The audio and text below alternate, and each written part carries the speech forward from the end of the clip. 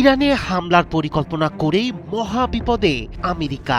চিন্তা করতে হচ্ছে নিজেদের সৈন্য এবং মূল্যবান সরঞ্জামের। তাই তো প্রাণ বাঁচাতে ভয় ও আতঙ্কে ঘাঁটি থেকে পালাচ্ছে মার্কিন সেনারা।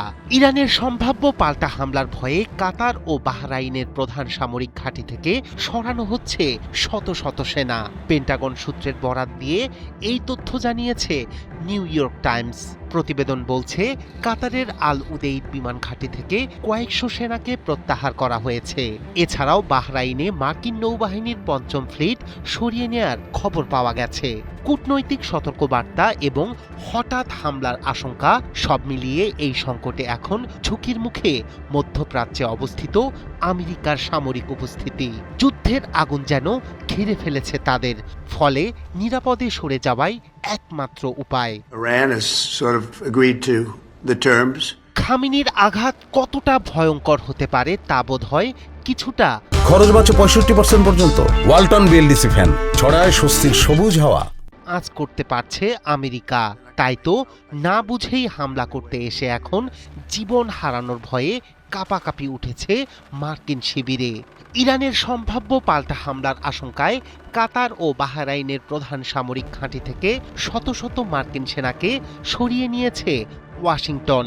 পেন্টাগন সূত্রের বরাতে এমনটাই জানিয়েছে মার্কিন সংবাদ মাধ্যম নিউ ইয়র্ক টাইমস। প্রতিবেদন অনুযায়ী কাতারের আল উদেইদ থেকে প্রত্যাহার করা হয়েছে কয়েকশো সেনা। এটি মধ্যপ্রাচ্যে আমেরিকার সবচেয়ে বড় সামরিক ঘাঁটি। সাধারণত এখানে অবস্থান করে প্রায় 10,000 মার্কিন সেনা। এই ঘাঁটি এ অঞ্চলে মার্কিন বিমান অভিযানের প্রধান কেন্দ্র। শুধু কাতার নয়, বাহরাইনে অবস্থিত মার্কিন নৌবাহিনীর পঞ্চম নৌবহরের ঘাঁটি থেকেও পাওয়া গেছে সেনা সরানোর খবর। মধ্যপ্রাচ্যের সামুদ্রিক নিরাপত্তা তদারকির দায়িত্বে রয়েছে এই নৌবহর। পঞ্চম নৌবহর পারস্য উপসাগর ও আশপাশের জলসীমায় মার্কিন উপস্থিতির মূল প্রতীক। তবে ইরাক, সিরিয়া, কুয়েত, সৌদি আরব, জর্ডান ও সংযুক্ত আরব আমিরাতে এখনও অবস্থান করছেন মার্কিন সেনারা।